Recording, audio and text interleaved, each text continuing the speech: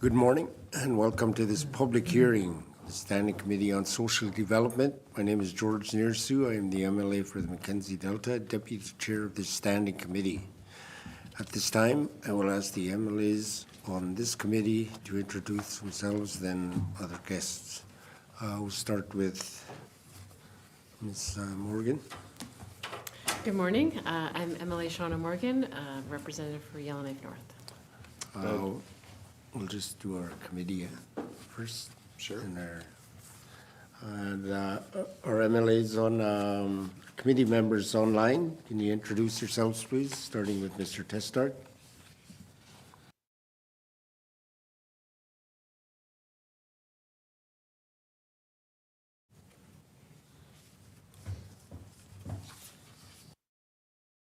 Armstrong, are you there?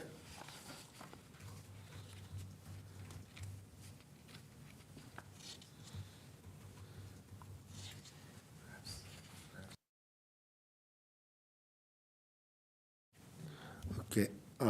We have online Mr. Testart, Ms. Waylon Armstrong, and Ms. Yakalai, and I'll have our other MLAs introduce themselves, starting with my left. Thank you, Mr. Chairman. My name is Robert Hawkins. I'm the MLA for Yellowknife Center, and I'm always eager to be at these types of presentations. Along with our millions of subscribers, we look forward to the important information that we'll be hearing today. Thank you very much. Julian Morse, MLA for Frank Lake. Today, a committee will hear from the Minister of Education, Culture and Employment about her department's review of inclusive schooling. At this time, I would like to turn the floor over to the Minister. Please proceed with your presentation. Thank you, Mr. Chair. I am pleased to be here today to provide information on the Department of Education, Culture and Employment's review of inclusive schooling. With me today, I have Jamie Fulford, Deputy Minister of Education, Culture and Employment, as well as Shannon Barnett-Aikman, Assistant Deputy Minister for Education and Early Childhood. In 2020, the Office of the Auditor General reported that the Department of Education, Culture and Employment monitoring of inclusive schooling did not provide sufficient information about whether students on individualized learning plans received the necessary supports and services, or how this affected their outcomes. In response to this finding, ECE committed to doing a review of inclusive schooling in the Northwest Territories. The objective of the review was to generate comprehensive information on inclusive schooling, needs and practices, and to identify gaps and recommendations that can be used to guide changes in the NWT's inclusive schooling system. Phase 1, completed in 2024, involved a jurisdictional scan and document review. Phase 2, completed in 2025, gathered input from parents, guardians, and education partners. The review produced 11 recommendations, all of which the government accepts and is implementing through a phased multi-year approach. Through the engagement with parents, guardians, and education partners, the review identified both the strengths and challenges in implementing inclusive schooling, as well as opportunities for growth and improvement. Key actions following the review include clarifying the application of the ministerial directive on inclusive schooling and better integrating mental health, life skills, and flexible learning approaches. The review also emphasized the importance of strengthening early identification of learning needs and transition pathways so students can access support earlier. The department will develop plain language resources and improve coordination between departments to help families navigate available supports. The current staffing model and funding formula do not reflect the realities of today's classrooms. ECE will work with education bodies to develop a staffing approach that supports continuity, clarifies roles, and accounts for community context. Professional learning will be strengthened through coordinated territory-wide efforts focused on instructional capacity and collaboration. ECE will continue partnering with health and social services to advance the program design and coordinated transition of rehabilitative services for school-aged children and youth into the education system, while maintaining alignment on supports funded by Jordan's Principle and the Inuit Child First Initiative. As part of the Government of the Northwest Territories 2026 budget, the department secured at least $30 million in GNWT managed funding to stabilize inclusive schooling across the Northwest Territories. Funding parameters will be finalized through GNWT financial processes, with the majority of funding expected to flow directly to education bodies where it can be applied to support continuity and stability. This funding provides a more predictable foundation for inclusive schooling and reduces reliance on short-term and uncertain funding sources. ECE will also review and revise inclusive schooling plan types and templates, establish transition protocols, and create a monitoring framework with meaningful performance indicators to support accountability and improvement. A comprehensive system needs assessment will inform a review of the funding formula to ensure flexible and equitable funding. Finally, improving access to rehabilitative services, including speech-language pathology and occupational therapy, is a key priority. Beginning in the 2026-2027 school year, the department will advance research and planning leading to program design and a phased implementation of education-based rehabilitative services. To support transparency and accountability as this work progresses, I have directed the department to develop a public-facing inclusive schooling action tracker. This will allow families, educators, and MLAs to clearly see what actions have been completed, what is underway, and what comes next. This concludes my opening remarks, Mr. Chair, and I look forward to answering the questions of committee they may have as we work through today. But first, I would like to pass to Deputy Minister Jamie Fulford to lead us through a presentation. Thank you, Mr. Chair. Go ahead, Mr. Fulford. Thank you, Mr. Chair. So we'll proceed through the presentation on the screen here. Inclusive schooling is a legislated responsibility under the Education Act and a core commitment of this government. The briefing outlines the findings of the Inclusive Schooling Review, the specifics of ECE's management response, as well as what happens next and how we are sequencing improvements responsibly. The focus is now on renewal, ensuring students receive the supports that they need today while building a stronger and more sustainable system over time. The Inclusive Schooling Review spanned 2024 to 2026 and engaged 267 participants across all education bodies in the NWT, including educators, support staff, leaders, and families. What we heard clearly is that student needs are becoming more complex, while staff capacity, specialist access, and funding stability have not kept pace. There's confusion about inclusive schooling expectations, particularly around the common learning environment, which is a definition in the existing inclusive schooling directive, student support plan types, and roles within the system. We also heard about gaps in specialist supports, inconsistent coordination with health and social services, and challenges navigating transitions between grades and programs. Importantly, the review highlighted opportunities, strong commitment from educators, a desire for clearer tools and training, and readiness to build capacity if stability is addressed. This review confirmed what schools have been telling us and gave us a clear foundation to act. The Inclusive Schooling Review made 11 recommendations and the government accepted all of them. What's important for the committee to understand is that these recommendations are system-level commitments and not a list of immediate program launches. The management response deliberately commits to a phased and sequenced implementation. That was a conscious choice because inclusive schooling touches classrooms, families, staffing, funding, and health services, and we need to get the foundations right before introducing new expectations. Some recommendations focus on clarity, making sure educators and families understand what inclusive schooling means. Others focus on capacity, coordination, data, and funding alignment.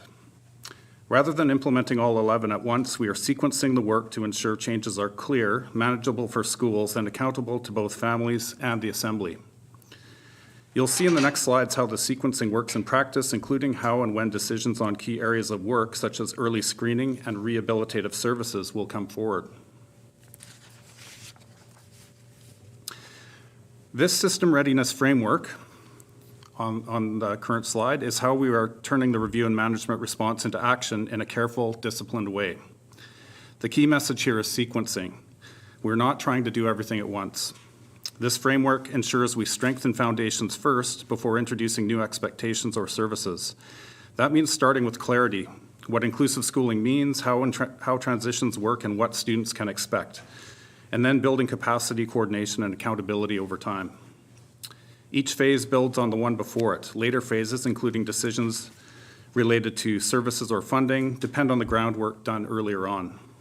This approach helps ensure that changes are realistic for schools, understandable for families, and accountable to this Assembly.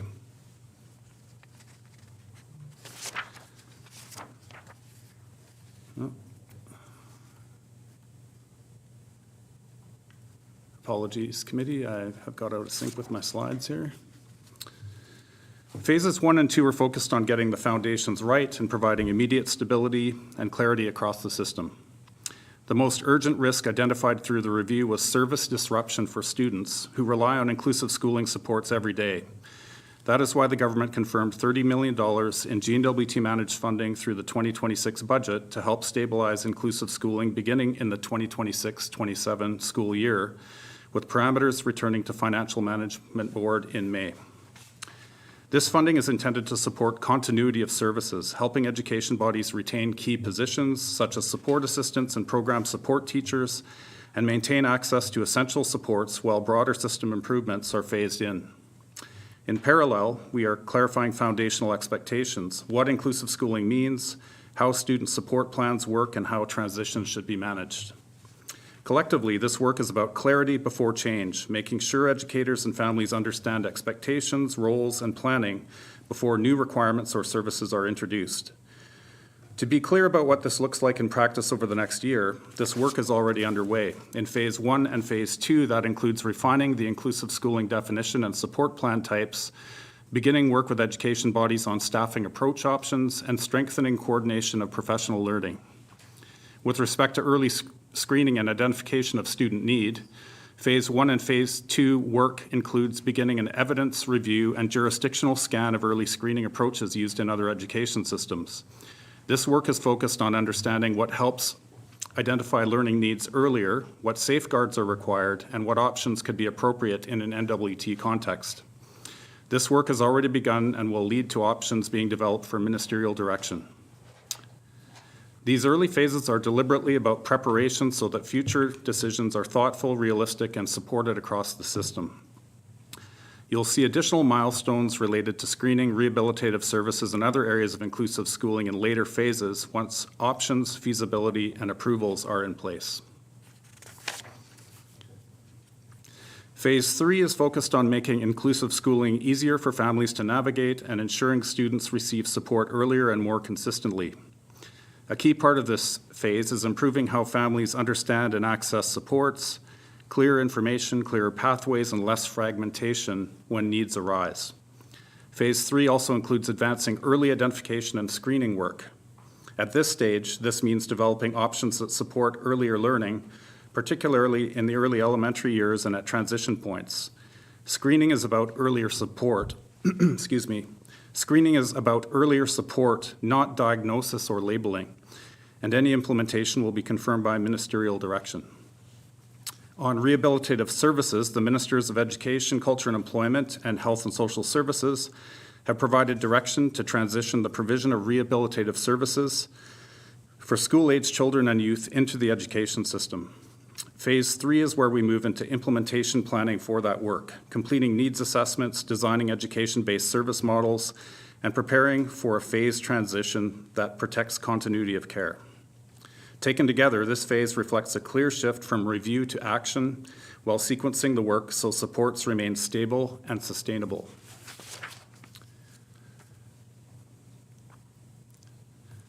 Phase 4 focuses on sustainability and accountability. This includes improving how we monitor student needs and outcomes, strengthening system-level accountability, and ensuring future funding decisions are informed by evidence rather than assumptions. Importantly, Phase 4 does not delay action in earlier phases. Stabilization, family navigation improvements, early screening options, and rehabilitative service transition planning all move forward first. Phase 4 ensures the system remains fair, transparent, and sustainable over the long term. This slide shows the high-level sequencing of implementation by year. It is not a detailed project schedule, but a map of how the work is deliberately phased to move from stabilization to early action, then to longer-term system sustainability. Implementation begins immediately following the public release of the review and the management response, but it proceeds in a sequenced way to protect system stability while advancing key actions. In spring through fall 2026, the focus is on stabilization and foundational work. This includes public transparency, clarifying inclusive schooling expectations, drafting updated definitions and student support plan approaches, and initiating the financial needs assessment. During this same period, consistent with the management response, the department will develop options for early screening and early identification. These options will be brought forward to the minister in fall 2026 for decision and direction. During the 2026-27 school year, implementation continues across multiple fronts. This includes strengthened staffing and professional learning supports, clear information and navigation for families, and improved transition practices. Subject to ministerial direction, implementation of approved early screening approaches will begin within the 2026-27 school year, as set out in the management response. Phase 3 work extends into 2027-28 with continued improvements to family navigation, early identification and transitions, and implementation planning and phased delivery of rehabilitative services for school-aged children and youth within the education system. Phase 4 runs in parallel and over the longer term, strengthening monitoring, accountability, and evidence-based funding alignment so future system decisions are informed by a clear understanding of student needs and system capacity. Throughout all phases, education bodies, families, and partners remain engaged at key points, and future decisions continue to return through established governance processes. This approach allows us to move forward with the momentum while ensuring changes are sustainable and accountable. This slide summarizes the key decision points associated with the Inclusive Schooling Review recommendations and clarifies who is responsible for decisions at different stages. Some directions have already been set. Notably, the Ministers of Education, Culture and Employment and Health and Social Services have agreed to transition rehabilitative services for school-aged children and youth into the education system. The remaining decision points for Recommendation 5 relate to program design, implementation sequencing, coordination, and oversight, not whether the transition proceeds. For early screening, the management response sets out a clear sequence. The department will develop early screening and needs identification options and bring them forward to the minister in fall 2026. We're talking a few months away here. Ministerial direction at that point enables implementation to begin within the 2026-27 school year, consistent with the timeline shown on the previous slide. Other decision points relate to staged approvals for staffing approaches, professional learning, monitoring frameworks, and longer-term funding alignment. These decisions are sequenced deliberately so that action can proceed while maintaining accountability and system stability. This slide summarizes what happens next and how we are moving from decisions to action. Following the public release of the Inclusive Schooling Review and Management Response, work is already underway to stabilize the system, clarify expectations, and prepare for implementation across multiple recommendations. A key near-term milestone is fall 2026, when early screening options will be brought forward to the minister for decision, as committed to in the management response. That decision point unlocks the next phase of action, including beginning implementation of approved screening approaches within the 2026-27 school year. In parallel, work continues to improve how families navigate inclusive schooling supports and to advance the phased transition of rehabilitative services for school-aged children and youth into the education system. To support transparency and accountability, the minister has directed the department to develop a public-facing inclusive schooling renewal action plan progress tracker, and this tool will provide regular updates on what actions are complete, what is underway, and what is coming next. This approach ensures that the progress is visible, decisions are clearly linked to action, and families, educators, and MLAs can continue to track how inclusive schooling renewal is being delivered over time. And with that, that's the end of the presentation, Mr. Chair. Thank you. Thank you for your presentation. Joining us is Mr. McNeely, MLA for the SAT2. Would ask committee members first if they have questions. We'll go 2 questions in the first round. Ms. Morgan. Thank you so much, Mr. Chair. And thank you for the opportunity today. It's an exciting day. We've been talking about this for a long time and waiting for the review to come out publicly. So, and it, has just come out, so this is sort of the beginning of a conversation, I hope. I noticed that several of the recommendations had to do with increased data collection and monitoring. And of course, accountability is a good thing, monitoring is a good thing, data is a good thing.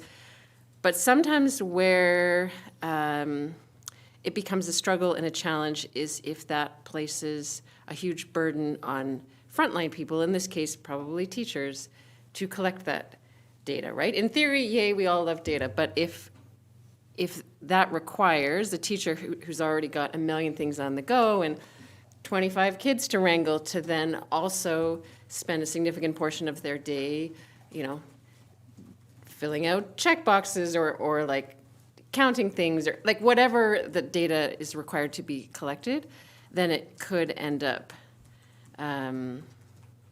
being sort of, more of a harm or a burden than a positive thing. So the question is, what have you thought about that, and what can we do to ensure that we're collecting data in a way that both doesn't burden teachers, but also works best and is providing the most useful kinds of insights and information that can then be used at the frontline level, and it doesn't become just sort of another bureaucratic exercise that everyone gets annoyed by and hates and is not that useful at the end of the day. Thank you, Mr. Chair. Thank you. Minister Cleveland. Thank you very much, Mr. Chair. So I appreciate the member's question, and it's a very important one. There's been a lot of change in the education system over the last little bit as we work to create a stronger education foundation in the Northwest Territories. Prime example of that is the recent transition to BC curriculum. And so we want to make sure that we are continuing to support our educators in the Northwest Territories so that we can together continue to support and better support students. Part of this work will be looking at the existing data tools and sources that we have. We'll also have assessments that we will be doing with grades 4, 7, 10, and 12, and then also the addition of the early screening tool as well that will be able to give us information that we're looking for. If we want to make a difference in the system, then we need to make sure that our efforts are deliberate, purposeful, and meaningful at the end of the day. So 2 pieces to that. What are we already collecting? How can we improve on that collection? And then also working with our education partners to make sure that it's realistic at the end of the day. Thank you, Mr. Chair. Thank you, Minister. Ms. Morgan, do you have a second question? Thank you, Mr. Chair. Yeah, I have a follow-up on that. So do I understand then from that answer that the focus of the data collection is around student outcomes, or what their capabilities are, what they've learned or not learned, as opposed to focusing on collecting data about processes? How many kids have done this thing? How many, how many days or hours were put into this particular strategy? That kind of thing, which can become very sort of tiresome if we're asking people to track, the number of hours you're spending on this or that kind of thing. Is the focus then of the data collection and monitoring, like how well students are doing at the end of the day? Thank you, Mr. Chair. Thank you. Minister Cleveland. Thank you very much, Mr. Chair. So in order for us to make changes in the system to address the needs of students, we need to understand where students are at and what their needs are. Right now, I should say historically in the Northwest Territories, there wasn't a clear and consistent agreement between the government and our education bodies to allow for that information sharing between education bodies up to the minister. And so really what the OAG report pointed out was that we didn't have a good grasp in the territory as to what the needs of students were consistently across the territory to be able to actually create programming that reacted to that. Through yourself, Mr. Chair, I'd like to be able to pass to Assistant Deputy Minister Barnett Aikman, who can speak much more in detail about the types of data and the uses of it. Thank you. Yes, go ahead, Ms. Barnett Aikman. They'll do it for you. Thank you, Mr. Chair. Thank you, Minister. Maybe the first thing I would say is that this is something we're very conscious we need to work with education body partners on to confirm what specifically they are already collecting for data-sourced education bodies for those data sources, and identify where there may be lack of continuity so we have a better sense of where we need to focus efforts for next steps conversation. And that is the first thing, speaking to your point of not overwhelming the system and making sure that we're not inundating ed bodies with requests for stuff that's not going to help us move forward. So those are all dialogues that will need to happen in tandem and actually have already begun with education bodies. To the minister's comment about this being something that came out of the last Office of the Auditor General report, that is accurate. There was clarity in that report that articulated that while education bodies have various data sources that they are using to inform their own levels of perspective, there's sufficient differentiation across the entire NWT between all 10 education bodies that it limits the minister's ability to have that high level yet in-depth understanding of what's working at a systems level to support children and families. So that's the kind of information we're looking to seek. Not to seek, but to confirm going forward. In terms of the specifics of what that is, it would be premature to speak to those details just yet in the briefing because it is very early days. But I would imagine we'll be looking at things like what's the continuity in terms of those early screening markers that what are we seeing children enter into the school system with in terms of strengths and possibly areas of need, and being able to have that picture at a systems level across all 10 education bodies as they are moving through elementary school, middle school, and high school. How are the supports that are being put in place actually reducing any gaps in learning or minimizing any risks? And that's all. It sounds very vague, but those are the specifics of things that we have yet to dialogue with education bodies about. Thank you. Okay. Thank you. We'll go online to Mr. Testart. Thank you, Mr. Chair, and thank you to the officials and minister for the presentation. I think this review has been a long time coming. I know that there's been a number of issues related to inclusive education for as long as I've been involved in territorial politics. I just want to talk about the money for a moment. Well, we appreciate that $30 million was put forward in the last budget and approved. This is the first time we, or indeed the public, is able to look at the inclusive education review, and whether or not that $30 million is adequate to meet the needs is an ongoing question. And school bodies have presented before this committee and have had that question asked to them. And there is some, I think, reasonable skepticism that this new resource is going to solve or close the gaps, or at least significantly improve outcomes, as it must be stretched across the entire territory school system. And the needs vary and are often very acute in the smaller communities. So my question is, of the 30 million, how much is directly going to education bodies? Thank you, Mr. Chair. Thank you, Mr. Testart. Minister Cleveland. Thank you very much, Mr. Chair. So, Mr. Chair, the agreement that was made during the February-March budget session was that I would come forward with a supplemental appropriation in May-June for at least $30 million. And I have taken, I've been very thankful to committee for those two words of at least, and definitely intend to very enthusiastically bring that forward. The vast majority of these dollars are going to flow directly to education bodies. Really where that support is needed right now and to stabilize the system is within education bodies in the Northwest Territories. What I also wanted to point out to colleagues is that in addition to that, last year we were able to approve ongoing funding for school food program.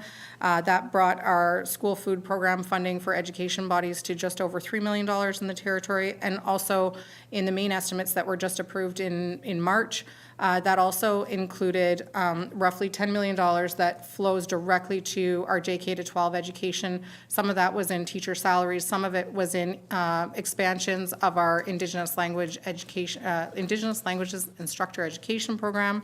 There was funding, for example, for assistive technologies, for school infrastructure, for school-based mental health and wellness. So there is, in addition to this commitment of $30 million additional funds that we as an assembly have also committed to the education system. Thank you. Thank you. Mr. Testart, do you have a follow-up? Yes, so that's I appreciate that there are those other buckets and those other programs. The immediate need, of course, is the changes to Jordan's principal funding that have left massive shortfalls to support high needs learners in the schools, and that this money was specifically targeted at addressing some of those issues as a systemic approach to improve upon those deficiencies. So just speaking to that gap, that need, when will we see a detailed breakdown, or sorry, I shouldn't say that. I will review those numbers when the supplementary appropriation comes forward, but when will school bodies be allowed to bring forward their needs? They're very aware of how much resources they need.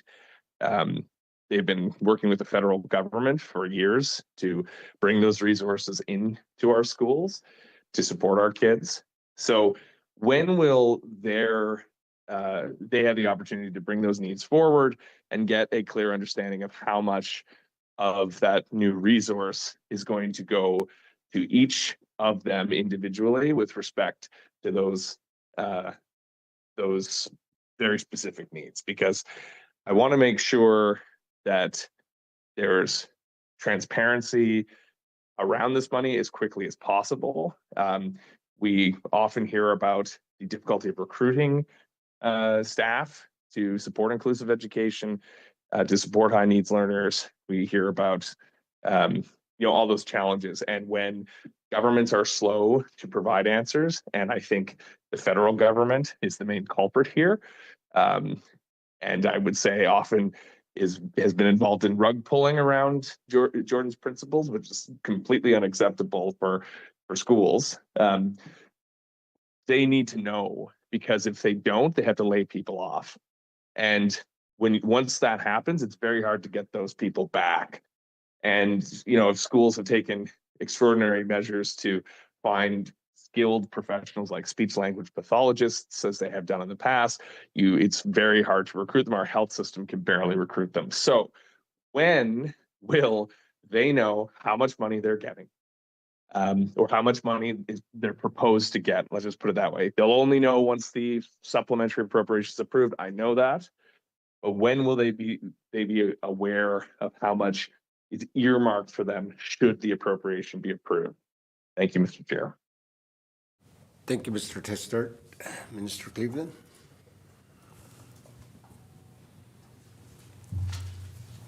Thank you very much, Mr. Chair. So, Mr. Chair, I just want to start off by thanking the MLA's reflection and acknowledgement of kind of how we more quickly than anticipated ended up in this situation and the role of the federal government in this. I also want to thank MLAs for their willingness to work together on making sure that we can get additional funding to education bodies. So I'm very appreciative of that.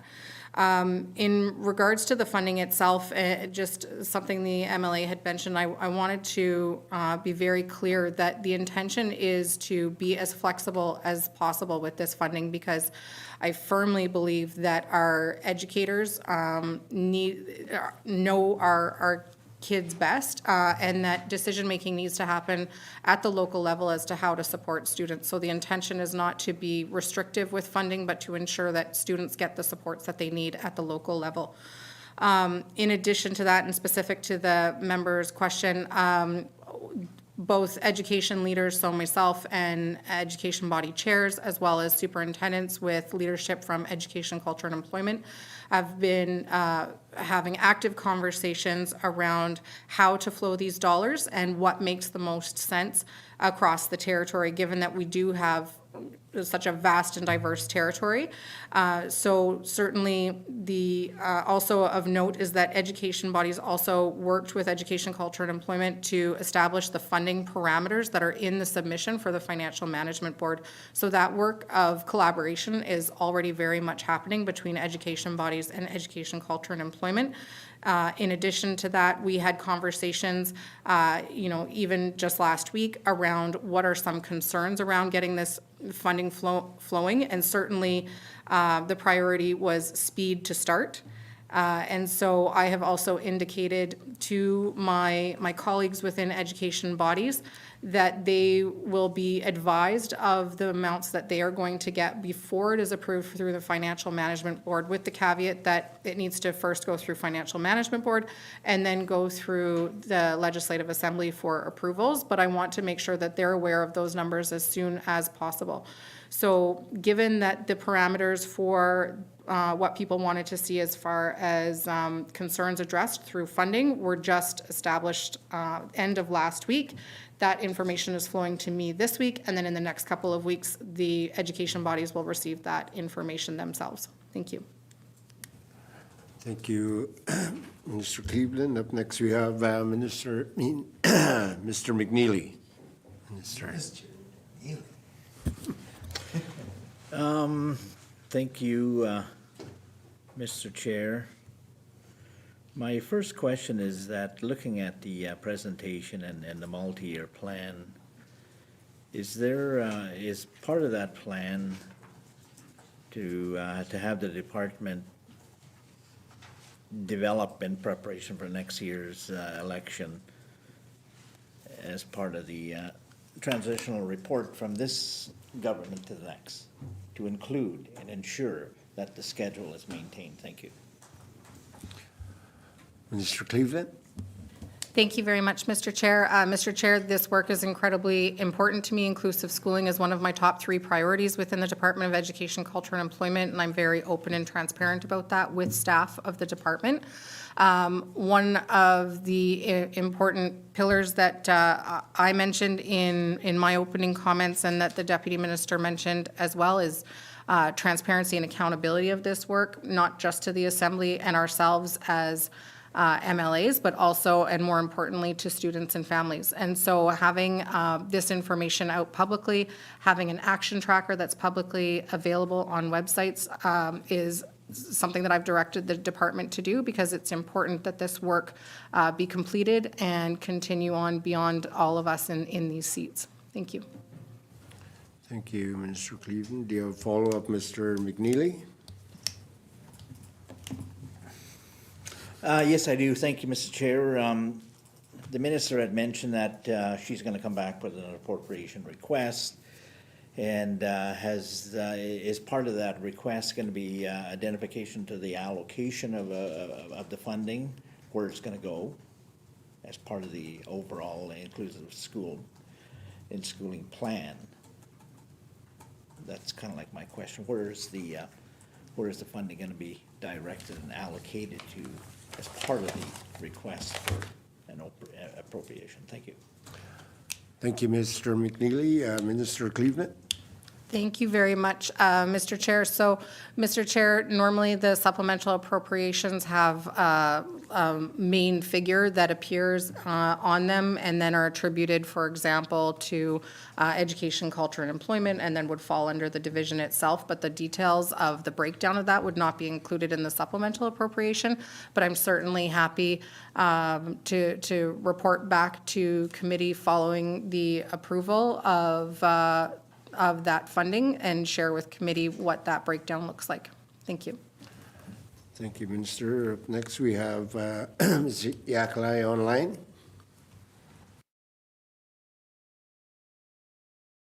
Thank you. Good morning. Thank you. Thank you for the presentation. The training for teachers and support assistants, and that might include the administrative training training as part of the tracking and stuff. What will this look like for the schools? Thank you. Thank you, Ms. Yakalaya. Ms. Minister Cleveland?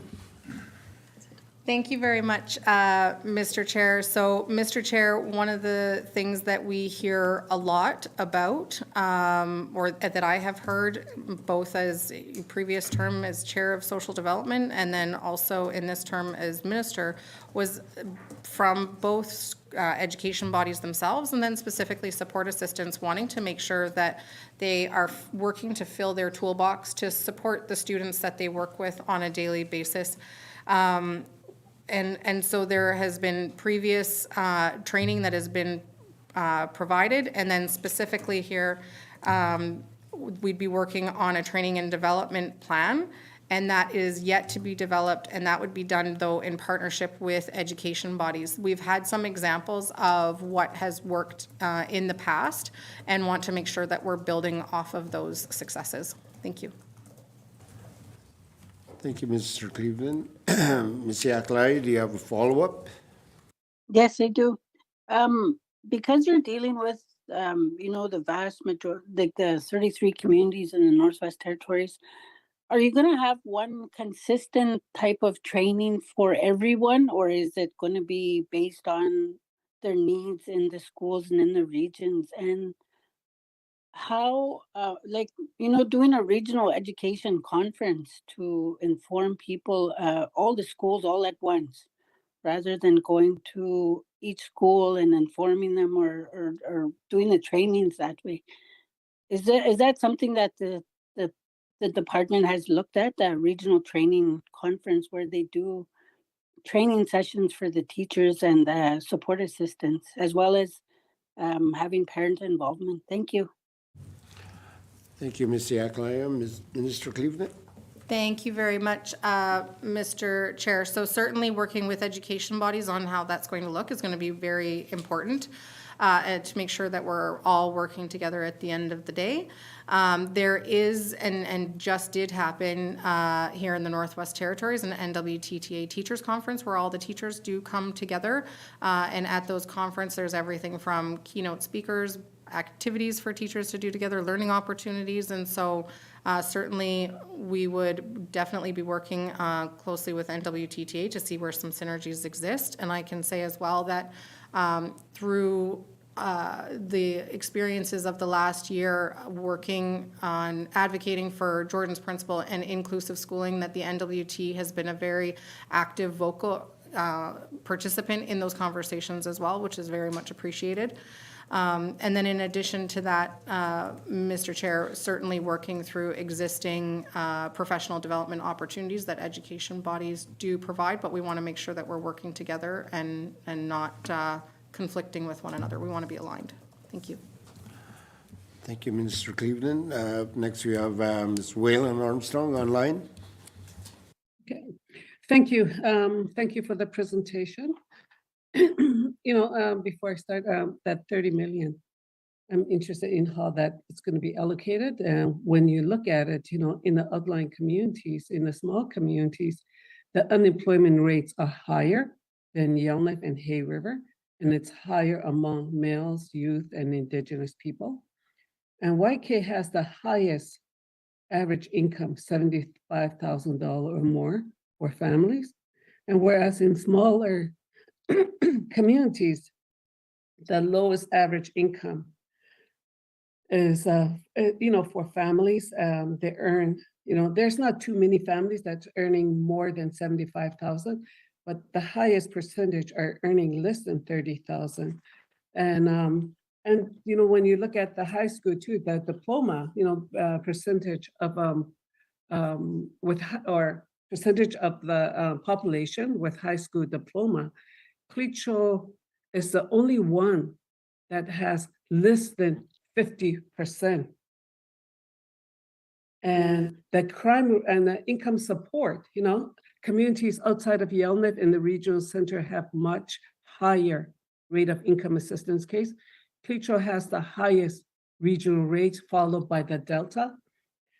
And for the crime, same thing. Kitchener has the highest rate of crime rate, has the highest overall rate of crime, and that Det'anchogh has the highest rate of violent crime. Looking at this, I am more interested. I know that the education are, they're trying to make change to help the regions, especially the regions. And I heard the minister says, they're going to work with the education bodies. And so if you work with the education bodies looking at the statistics, are you going to allocate this 30 million? Many of our schools are still struggling. We're still trying to catch up to the average. If not the national, but at least the territorial average, we're still way below. Thank you. Thank you, Ms. Whalen Armstrong. Minister Cleveland.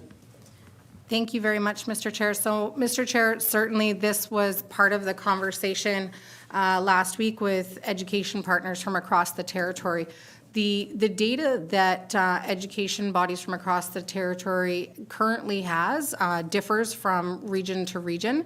And then also the student needs differ as well. And so finding kind of a perfect formula is certainly a challenge, given that we're not comparing apples to apples and that the data that it currently exists is not consistent. And that's part of the work of the Inclusive Schooling Review is aligning the data collection across the territory so that we can make sure that the conversations that are happening do align at the end of the day, and making sure that the financial decisions and funding decisions that are being made are evidence-based and needs-based across the territory is going to be important as well.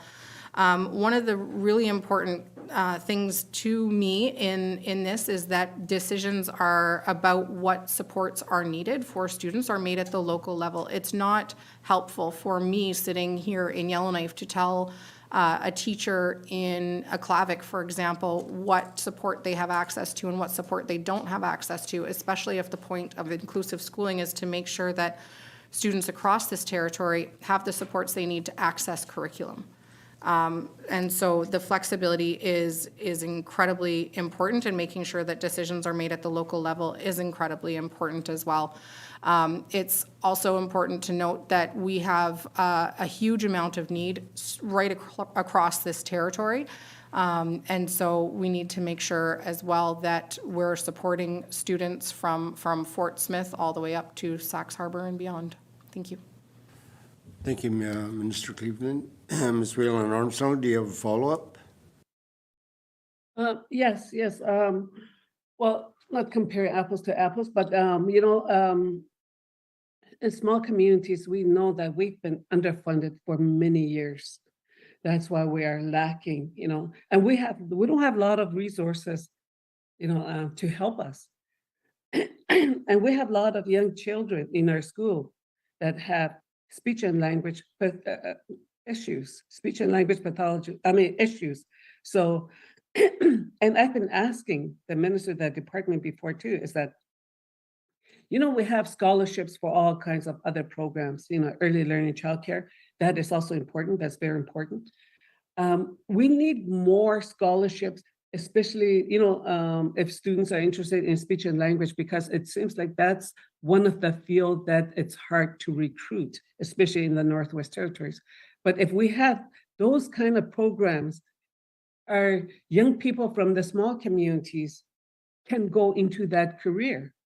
And I said it many times, and then because I don't see that in one of the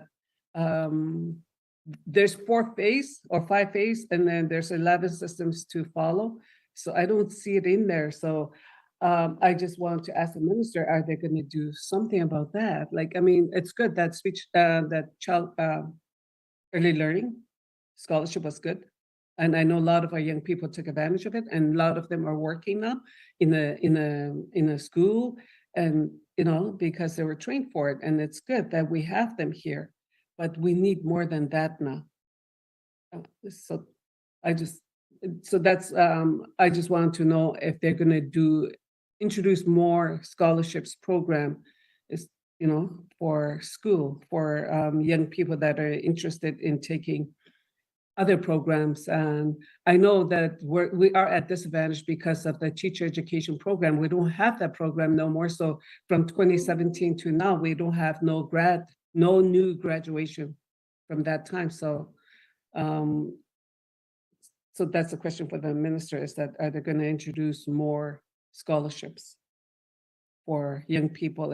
And I would like to see more going out to the small communities, to the regions. Thank you. Thank you, Ms. Whalen Armstrong. Minister Cleveland? Thank you very much, Mr. Chair, and I very much appreciate the member's question and the opportunity to speak to this. So certainly, Education, Culture, and Employment does have the early learning and childcare scholarships, and also does have the Indigenous languages scholarships as well.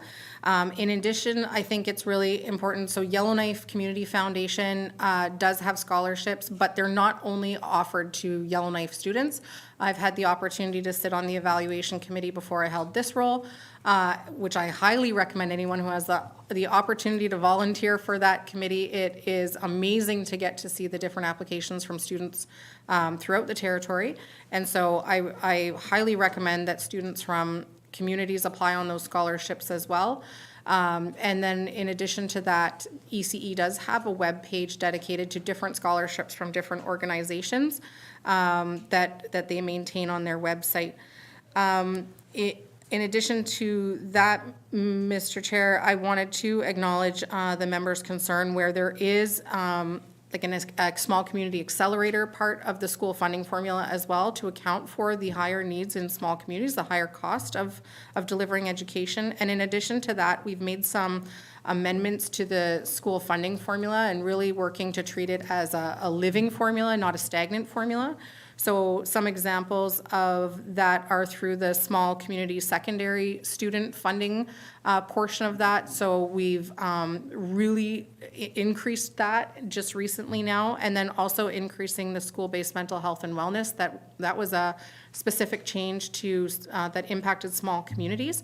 And then to the member's point on the importance of Indigenous languages, another area that we've broadened our program delivery and increased funding to is the Indigenous Language Instructor Education Program, in order to work to grow more language teachers in small communities as well. Thank you. Thank you, Minister Cleveland. Up next, we have Mr. Hawkins. Thank you, Mr. Chairman. I really appreciate the opportunity. Yeah, I'm very excited by this next step. I have some very active constituents who this impacts significantly. I wouldn't necessarily boil it down to one or two. There's quite a few constituents who are very concerned about this.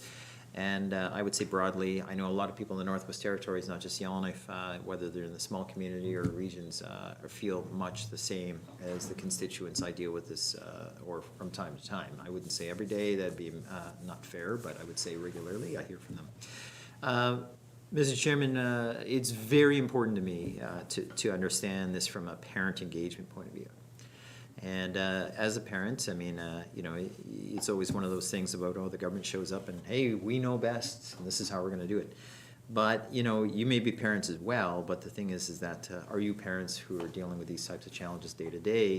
And that perspective matters sincerely to me. Is there, if anything, and this is not a promo, but I'm just saying, to me, that's the essence of the job I do, understand the struggles of what people do. And even sometimes in cumbersome language, sometimes you have to listen to that nugget that they're really trying to communicate. They may not communicate it very well, maybe extremely aggressive, mean, and say things you wouldn't want to hear, but if you take the time, you sometimes can see that nugget, what they're really struggling with. And so that leads me to my question, Mr. Chairman. Often I hear parents say things like timeliness, so in other words, when and how long can they get supports, engagements, types of services, etc., you know, denied services and kicked down the road. The queue is so long and supports and whatnot don't follow the child. So those are some of the phrases I hear. I'm sure the minister's heard them, and I'm certain the staff have heard these as well. So this isn't news to the folks. So my question is really built around how are you rising with this type of report and paperwork and assessment and phase strategy? How are you rising to meet those challenges? Because to me, if we're not helping the parents, helping their young people, I mean, why bother? Thank you. Thank you, Mr. Hawkins. Minister Cleveland? Thank you, Mr. Chair, and that's a great question. I'm very happy the member asked it. So to start off with engagement, before sitting down with the department even last year, I had the opportunity to join the member with some of his constituents and Yellowknife residents and sit and listen to their experiences. In follow-up to the engagement that was done at the department level, I was approached in the community by some of those parents who let me know that they participated in the engagement that was done at the department level. And they shared their personal experience with that engagement with me, and were quite thankful for, even though they had a half-hour block where they were going to share their experiences and feedback with the department, the engagement actually lasted hours, and they were able to kind of go through their entire experience with department staff who they felt were very engaged, and they had the space created for them to be able to share very raw, emotional, and personal experiences. So certainly there was a lot of community engagement from across the territory in this work, and not just with education partners, but specifically with families who are system users, which is what formed the recommendations and the management response that came out of this.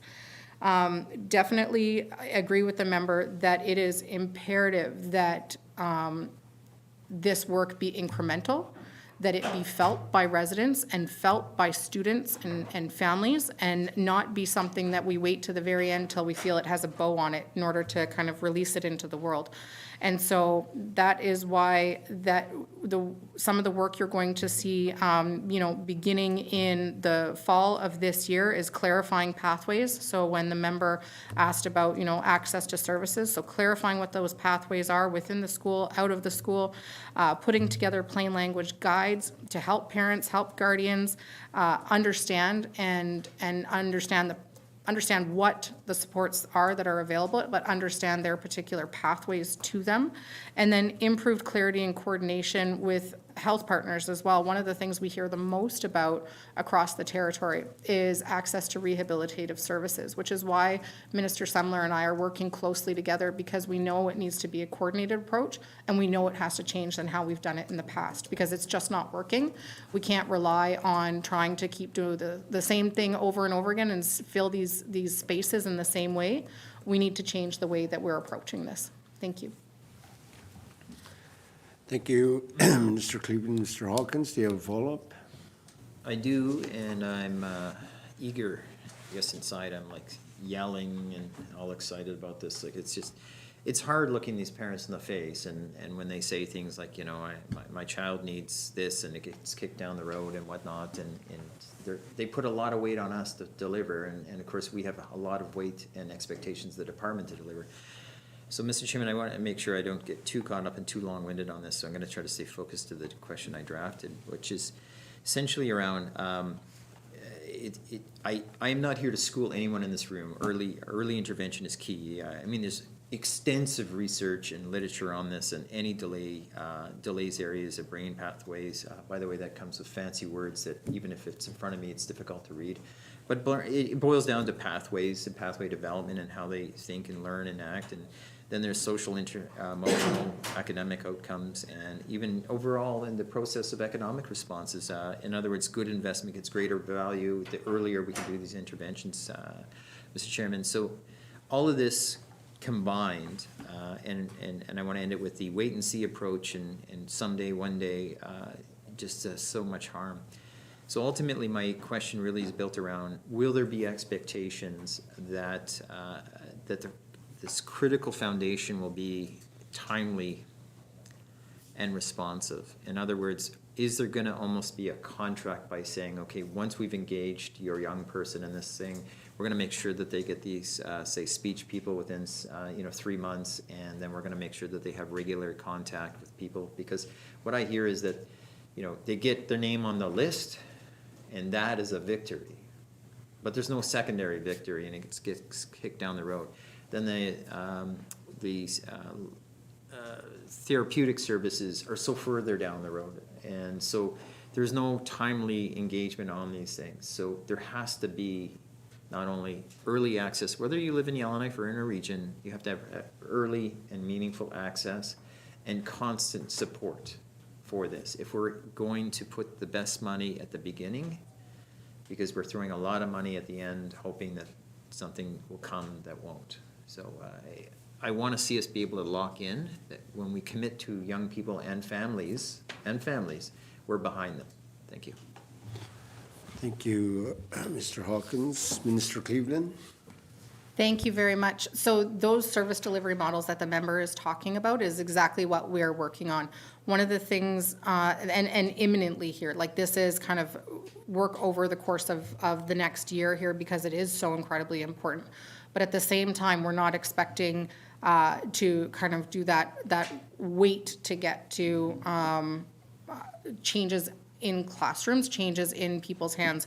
One of the things that this influx of at least $30 million for inclusive schooling does is it virtually doubles the investment in inclusive schooling in the Northwest Territories. That's substantial. That's significant for students, for families in this territory. And I'm very proud as a cabinet that we are doing this very important and much needed work. Another piece of what the member referred to was early intervention, and that early intervention is key. I absolutely agree, and that's where that early screening tool is going to be vitally important in order to be able to assess where kiddos are at early, to be able to make sure that we're identifying supports that are needed early, and also being able to work with some of the successes that education bodies have seen over the course of the last few years, especially through influx of Jordan's Principle in the Northwest Territories. So there's already models that different education bodies are using that they are saying work for them. So how can we build on that rather than essentially kind of throwing out what we know and starting over? That's not going to help us get to a solution that works in this territory. And I think what we need to keep in mind too is what works in one community might not be what works in another one. So we need to make sure that we're building a system that supports one another, but that is respectful of the autonomy of our education bodies as well. Thank you. Thank you, Minister Cleveland. Up next, we have Mr. Morse. Thank you, Mr. Chair. Recommendation 10 of the Inclusive Schooling Review recommended conducting a financial needs assessment in conjunction with the federal government.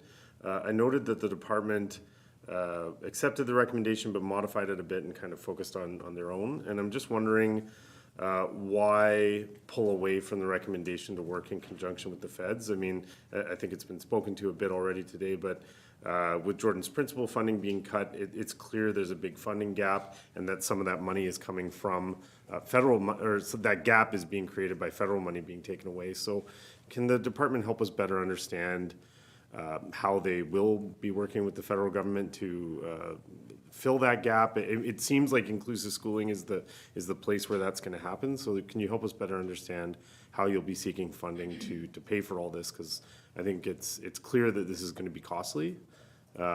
It's clear that we've lost a lot of funding. So I'm curious why there's a bit of a disparity there in the answer. Thank you, Mr. Morris. Minister Cleveland? I'm going to be really, really transparent with my answer. I can't control the federal government, but I need to be able to make sure that we're creating a system that's stable, and I can rely on this table for that stability, and I can provide direction to this table. I can provide information to the federal government, but I certainly cannot control the decisions that they make at the end of the day. And information sharing will continue. Advocacy will continue with the federal government. We also have an upcoming timeline on which we will need to enter, and it'll be the next assembly, not this one, but enter into a new territorial funding formula with the federal government as well, and that needs to be part of this conversation. The whole education system will need to be part of that conversation for sure, but certainly want to make sure that while we're advocating, while we are providing information, that we're also doing our own financial needs assessment and analysis on the pieces we can control, because we have to for residents and we have to for kids. Thank you. Thank you, Minister Cleveland. Mr. Morris, do you have a follow-up? Yep, I do. Thank you, Mr. Chair. And yeah, I'm not suggesting that we can control the feds, but certainly just trying to acknowledge that they are a part of this conversation. And so I assume that's why that recommendation included them. But to move on to my second question, recommendation 7 talks about developing protocols and pathways, strengthening early childhood screening and intervention, and promoting a shared understanding of how support plans, so I'm not gonna just read out the whole thing, but the point being is that one challenge that I've identified over time in engaging with the different schools and education bodies is that school boards here have a lot of autonomy in our system, and many seem to be using different screening tools and approaches to these issues. And I think there's an argument to be made that autonomy is a good thing in some ways. The difficulty with it is that I've seen as how it relates to an overarching plan like this, how do we mitigate the problem of if everybody's using a different approach, it's very difficult to ensure that students are all having access to the same kind of screening and the same kind of follow-up across the territory as Ms. Yakalaya spoke to in her question. So I'm curious how we're dealing with that. I don't even want to describe it as a problem. It's just an aspect of our system and how it's working. And you know, how do we take a plan like this, which is an overarching plan, and apply it to a system where everybody's doing something a little bit differently, and have that be kind of an effective and efficient approach, knowing that everyone's approaches differ? Thank you, Mr. Morris. Minister Cleveland? Thank you very much, Mr. Chair. So, Mr. Chair, the member's absolutely right. We have autonomy within our education bodies. We have a decentralized education system in the Northwest Territories. And some education bodies are already using screening tools. Others are not using screening tools yet. And so part of the work that needs to be done is identifying, you know, what is everyone using, but then also what information are they screening for and what data are they getting with the tools that they're currently using. And so part of this really becomes an exercise of aligning the outcomes of those tools that are being used, but not focusing on the brand name that's associated with it. So it's kind of like Q-tips and cotton swabs, both clean your ears, but they have different brands associated with them at the end of the day. And that's the same thing with the screening tools. There's different brand names associated with them. Some of them align nicely with one another and collect the same information, whereas others are collecting for different things. So making sure that the principles at the end of the day are, and the guidelines are, bring them together so that we can compare apples to apples, and we can make sure that we're using the same screening information will be important. Thank you. Thank you, Minister Cleveland. That concludes our first round of questions. We can go into a second round, starting with our committee members. Ms. Morgan? Thank you, Mr. Chair. So the Inclusive Schooling Review does a great job of pulling together people's observations and understanding and analysis and sort of identifying things that need to be changed. It's still unclear to me from reading it exactly how things are going to be changed and what it's going to mean for teachers and students at the end of the day. So, for example, the review noted that often, so a lot of planning time might be spent on developing student support plans, but at the end of the day, there's not enough staff resources to actually implement many of the things in them, and that teachers and support staff end up mostly focusing on the things that feel most urgent, like safety, behavior issues, behavior management, just, making sure kids are safe and not totally disruptive and, but things fall by the wayside. The things that tend to fall by the wayside are more the academic supports, making sure that the kids are actually getting through all the curriculum, requirements, things like that. And so the review says, okay, we need to change how student support plans are framed or structured or what's required in them. And we need to change the definition of inclusive schooling. And also, I'm interested in this. It notes that we need a new staffing approach that reflects the actual realities of inclusive schooling.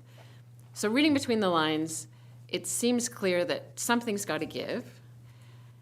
You can't both require, these detailed written out plans for all the special things that are going to be done for all these individual students, but then without the actual staff resources and time to do it. Like, you can't have everything. You can't have both ways. So I'm curious to get your take on what is going to give at this point, or are we prepared to infuse a lot of new funding going forward to significantly bump up staff levels, sort of on an ongoing basis, to actually make these student support plans more meaningful?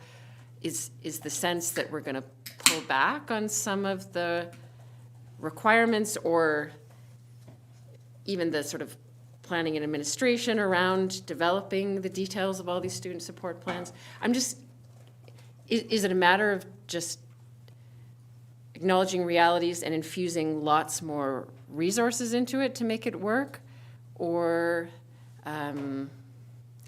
sort of acknowledging that this isn't happening, it's not a reality, and so therefore pulling back on the expectations of teachers and school staff. Thank you, Mr. Chair. Thank you, Ms. Morgan. Minister Cleveland? Thank you very much, Mr. Chair. Mr. Chair, I'm struggling not to kind of give a theory-based response, because I think it will be far more useful to actually hear from someone who has been in a classroom as a teacher, in a school as an administrator, and in an ed body as an operations super. So I would like to pass to Assistant Deputy Minister. Okay, go ahead, Ms. Barnett Aikman. Thank you, Mr. Chair. Thank you, Minister, and thank you for the question. Not an easy question. Really good one, though. I think there's a number of different things that come into this, at least in my thinking. And to the member's question, it can't be just about what are the resources we're putting in as part of the next steps, because just getting more of what we've already got and doing more of the same of what we're already doing is not going to change the way we need things to change. And we heard that very loudly and clearly in the review from every stakeholder that engaged with us. So there's a balance there of inputs of new resources, but then providing the supports to actually change how we work with children in the context of a classroom when they need extra supports beyond what might be considered mainstream or what might be considered typical, or any other number of words.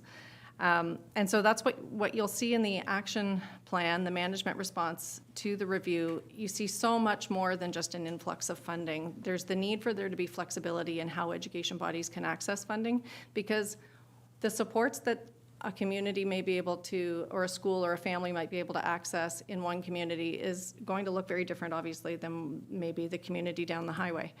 And they have to be able to account for that in how they live inclusive schooling in the classroom. Being able to transition things like rehabilitative supports, speech-language pathology, occupational therapy, to a model where those supports are being provided and students are able to access them in the run of their school day through their school environment.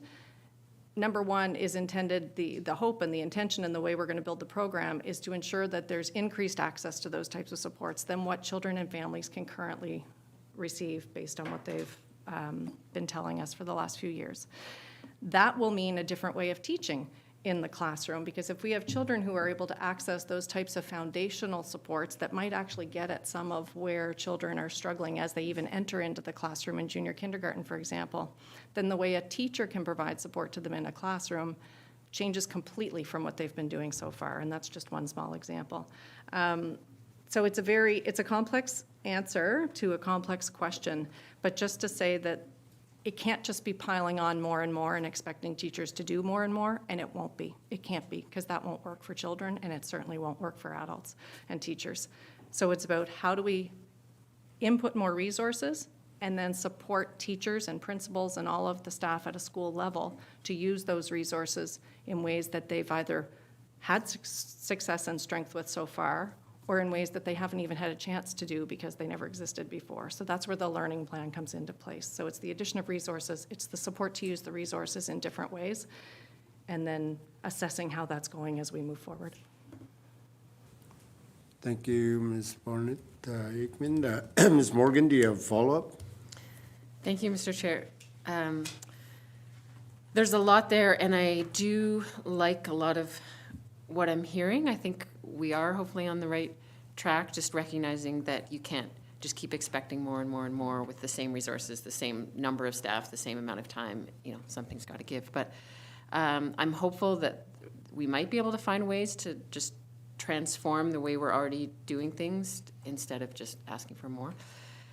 I'm going to pivot because I want to make sure we don't miss this. So I think it's pretty significant, the note that in terms of therapeutic supports, that the responsibility has shifted from HSS to ECE, if I understand that correctly, that was noted.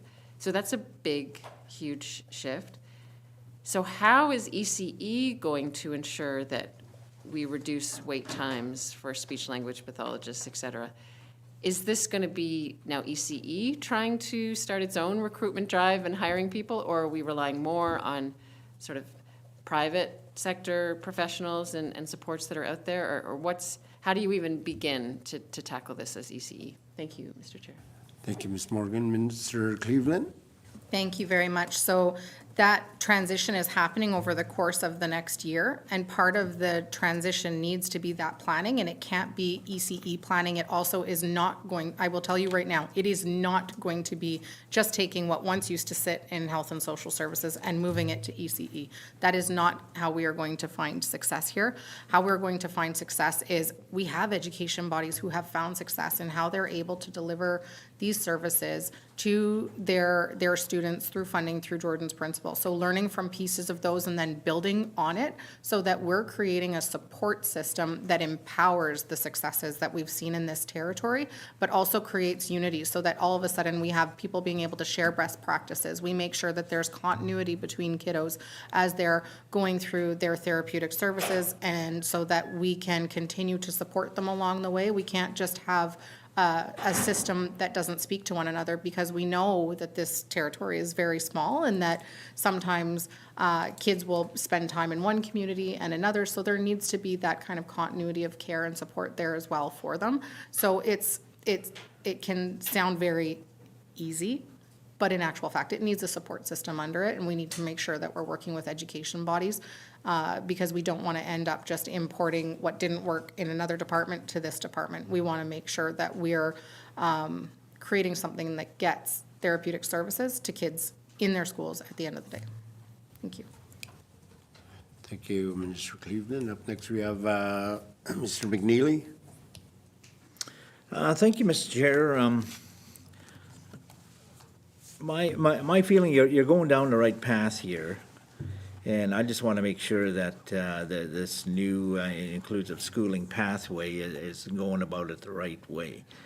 The school in each community is really a central location for everybody to get together, whether it's holiday concerts, whether it's fun days and so on. So you see the parents, leaders, and everybody in there. Graduation season, so on. So it's a very important building to the stability and advancing education to the children. But doing it right, I listened to your message here, and I actually like it. But as that said, downtown Toledo, in these smaller communities, if the community leaders and parents and grandparents aren't on board with the plan of engagement, how do we tell ourselves as leaders, how do we fit in and where do we fit in? If you look at, I mean, you're going to roll this out here this coming academic year. And in the presentation here on phase 1, phase 2, so it spells out the schedule and the deliverance of that schedule. But that message has to be also said in the community so that the whole community's on board. Now, is it the department's campaign plan, awareness plan to have regional or community sessions here so that everybody's on board? along with the presentation by the department and the local authorities. Thank you. Thank you, Mr. McNeely. Minister Cleveland? Thank you very much, Mr. Chair. So, Mr. Chair, one of the cornerstones of this is making sure that decisions are made at the local level to ensure that they reflect the needs of students in the community. So we're not going to say you must spend, all of your money only on this type of support for inclusive schooling, making sure that those supports reflect the needs of students and that those decisions remain local. It has to be a cornerstone of this to work. The other pieces of a lot of this work are around, defining roles and responsibility, making sure that we're creating the supports that are needed for people to be able to access and understand the pathways of the supports that are available to make sure that the system is navigable at the end of the day by community members. And so it's those foundational pieces, and then also how we, for the example of therapeutic services, for example, how we're unifying all of those supports together, how we're learning from education bodies. But at the end of the day, we need to make sure that we're working with the education bodies themselves, that we're working with the DECs, the DEAs, through the DECs and principals as well, to make sure that everybody has access to this information, that we are, for example, consistently having this on our agenda at education leaders to make sure that I'm hearing directly from them. But as far as the decisions within the school as to how they choose to implement inclusive schooling and what they identify as some of their core needs, it would be difficult to have kind of one conversation, because really ultimately there's going to be multiple conversations as to how this looks in different schools. And I think it's important that the school needs are honored in that as well. Thank you. Thank you, Mr. Cleveland. Do you have a follow-up, Mr. McNeely? Yes, thank you, Mr. Chair. I'll just make it quick here, considering the time here. I take it that package of responses are going to be delivered in person downtown Fort Good Hope, for example.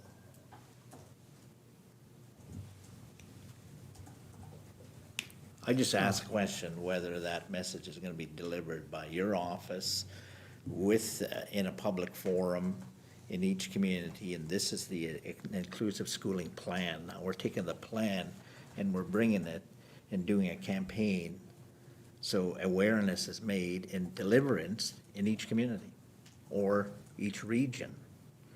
I'll give you an example here. The message of investing into education is so important. During my last term, the Sahtu region never seen education symposium.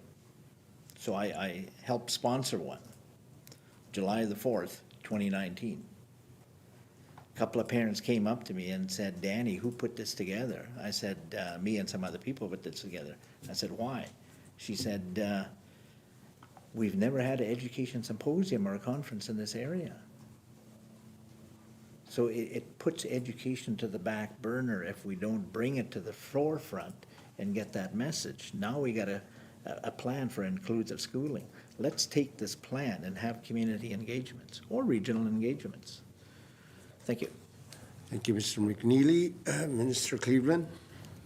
Thank you very much, Mr. Chair. So, Mr. Chair, we would be working on the tools that education bodies themselves, so for example, the DEAs would be empowered to be able to have community meetings, but we'd be working on the tools, the guides, the pathways, and then the DEAs themselves would then take those tools and be able to sit with community members and could work specifically with their schools as well on hosting engagement sessions like that if they chose. Thank you. Thank you, Minister Cleveland. Mr. Hawkins? Thank you, Mr. Chairman. I'm going to continue in the theme as previously mentioned, which is very family-orientated or directed. Because again, this matters to me and matters to many of the constituents, and obviously to those that this applies to. And I want to say, with respect to the education system, I significantly do worry that what type of new burden or layer we're dumping on them, with the highest expectations that we'll just keep loading their boat and hope it floats. Like, how much more are we gonna pile in? And, you know, as the boat starts to get closer and closer to the water, how we're buttressing that. But really, I want to stress that's the framework of my concerns. I'd like to say the core of my current concerns. So where would parents, you know, X, Y, Z, see themselves in this action plan? And maybe just sort of focus on that, because I know this is a very passionate subject for many, and again, educators, but parents themselves, and they want to see themselves in this, that if they're to believe in this initiative, it doesn't, you know, they want to see themselves, they've been heard, but they see that this is meaningful, and they want to see that that it looks like it's going somewhere. So I'm sure the development of what we heard report did talk to some parents. I know it did, because I spoke to some, and sometimes those voices get lost in the ether. So I guess maybe if you could highlight where the phased approach and implementation parents will see themselves in a meaningful way. Can you comment on that? Thank you. Thank you, Mr. Hawkins. Minister? Thank you very much, Mr. Chair. So, Mr. Chair, this funding, first of all, brings much-needed stability to our education system. And that is first and foremost, is making sure that we can provide the supports that students and teachers need in order to make curriculum accessible to students across the territory. As far as, you know, the transparency of this work is involved. There will be the action tracker online where people will be able to see where we are, what's to come, what the expectations are, what the timelines are associated with each of those, and that transparency is very important to me. In regards to what parents and families will be able to see right away here, starting in the fall of 2026, there will be the transition protocols released clarifying pathways into, within, and out of school for students. In addition to that, we'll have plain language guides available to help parents and guardians understand inclusive schooling supports, as well as improve clarity and coordination with health partners on referrals and follow-up for specialized services. And in addition to that, a big one is the stabilization of inclusive schooling staffing and services through this one-year bridge funding. And all of these pieces together are kind of that starting point, but it's creating that new foundation for the entire system, but doing it in a way that is sequential, that is measured, and makes sure that we're working with our education partners in that, because we don't want to inundate and overburden a system. We all have the same goal, which is a sustainable and effective education system for NWT youth. Thank you. Thank you, Minister Cleveland. Mr. Hawkins, do you have a follow-up? Yeah.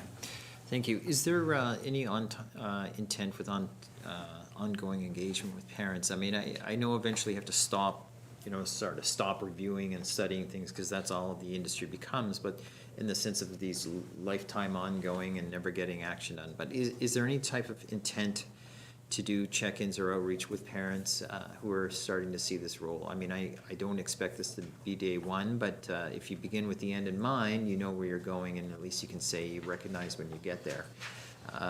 And my belief is that parents need some type of ongoing on-ramp for engagement, to feel that this action, and again, it's important to see money be thrown at this, but if they don't feel, you know, say in 6 months and 6 years that, you know, it has changed anything substantial, and I want to stress that also includes the education system too. In other words, back to dumping more on them and expecting more. You can only do so much with what you have.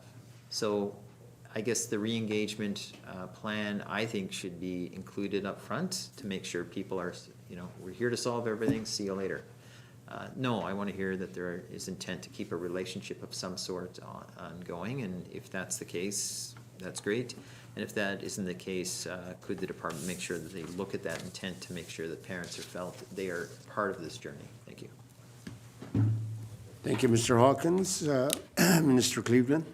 Thank you very much, Mr. Chair. So absolutely, certainly through all phases of the implementation, but then also In addition to that, engagement with families, our education partners will be part of the recommendation for data gathering going forward. One of the tools that we also have is there's surveys that are provided to teaching staff in the territory, and so there are other mechanisms by which we can make sure that we are being fulsome and not adding other things on top of this.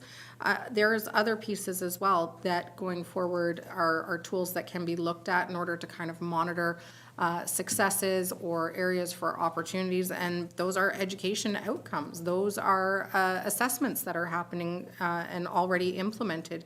And in addition to that, there will also be, for example, wait times that are already currently tracked and something that would need to continue to be tracked to see where we can make shifts, make movements to make sure that we're making evidence-based decisions at the end of the day. Thank you. Thank you, Minister Cleveland. Up next, we have Ms. Yakalai online. Thank you. Thank you, Mr. Chair.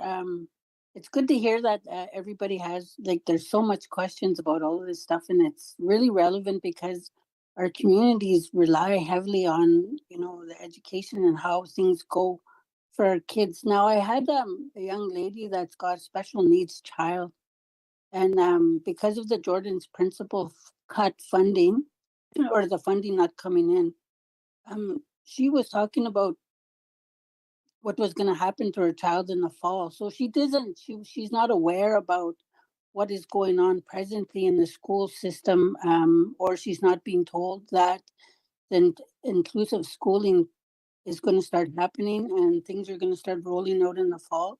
So she's actually thinking about moving outside of the territory to get the services for her child needs. So everybody talked about the information sharing, the communication, and the administrative part of all of this. Those things are very important. So when will you, I guess by now, you will direct your school, the DEAs they will direct the schools about what this is all going to how this is all going to roll out. And the Mr. McNally's point about, you know, a symposium, that's something that I guess it needs to happen in the region. So the way things are going for us in the territory, and we need to really focus on education and post-secondary education as well. And how is this going to all roll out for the children that are dealing with the special needs? The funding, how is that going to continue on after this $30 million is spent? And how are we going to look at all of this stuff? So that's a question I have. Thank you. Thank you, Ms. Yakalai. Minister Cleveland. Thank you so much, Mr. Chair. So, Mr. Chair, all the education leaders from our education table have received the report as well. And also I have sent them the link to the Legislative Assembly Facebook page as well as the YouTube page, and I've let them all know that committee was doing this briefing today so that they would have access not just to the presentation and the review itself, the management response, but also all of your questions here as well. So I've shared that with all of them to help them answer questions to their community members as well. Thank you, Mr. Chair. Thank you, Minister Cleveland. Do you have a follow-up, Ms. Yakalai? No, just a comment that I'm grateful for the response, and look forward to how things will roll out. Thank you. Thank you, Ms. Yakalai. I just have one question. You know, our education builds and shapes our communities. You know, we rely on the education, the success of our resident students to be successful in our communities, whether it's going to post-secondary school trades programs. It's very, very important that the education system really takes the forefront of our shaping our community. It's, it's one of the things to ensure educators are provided with in-servicing and to deliver inclusive, including supports and programs. What are the long-term goals for our education bodies and staff, whether it's teachers or teachers' assistants within our smaller communities? Because I've often stated that our education system within our smaller communities are suffering more than the regional centers and or Yellowknife. Ms. Cleveland? Thank you very much, Mr. Chair. So, Mr. Chair, immediately our focus is stabilization of the system across the territory with that influx of the at least $30 million in inclusive schooling funding. As I said before, that would virtually double our investment in inclusive schooling in the Northwest Territories. In addition, Mr. Chair, really it's about increasing our education outcomes in the Northwest Territories and making sure that we're supporting students from one end of the territory to the other, and that we're building a supportive and effective system that ultimately supports our students. And that includes in supporting the teachers and the persons within the school system. That includes supporting our education partners. And in addition to in addition to my priority of inclusive schooling, one of my other 3 priorities, so I've got inclusive schooling, pathways to employment and entrepreneurship, which we know relates directly to our education system, and my 3rd one is the foundational supports for our governance system, for our education system. So that's our DEAs and our DECs. We need to make sure that they are properly supported in order to do the important work that they do across this territory. Thank you. Thank you, Mr. Cleveland. That concludes our 2nd round. Is there anybody that has a question for 3rd round?